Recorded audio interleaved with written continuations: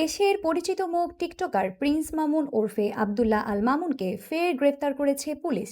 রাজধানীর ভাটারা থানায় তাকে গ্রেফতার করা হয়, বিষয়টি নিশ্চিত করেছেন লায়লা আক্তার।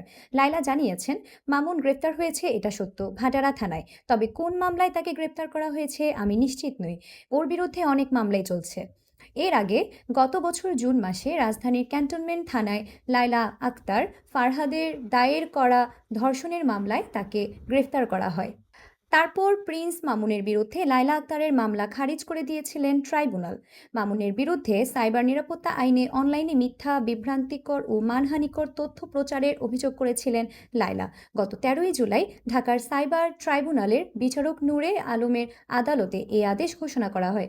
সংবাদ মাধ্যমে এ তথ্য নিশ্চিত করেন সংশ্লিষ্ট ট্রাইব্যুনালের বেঞ্চ সহকারী জুয়েল মিয়া। তিনি বলেন, সাইবার নিরাপত্তা আইন বাতিল করে সাইবার সুরক্ষা অধ্যাদেশ জারি করা হয়েছে। নতুন এই অধ্যাদেশে এ মামলার অভিযোগ সংক্রান্ত ধারা না থাকায় আদালত মামলার আবেদন খারিজ করে দেন।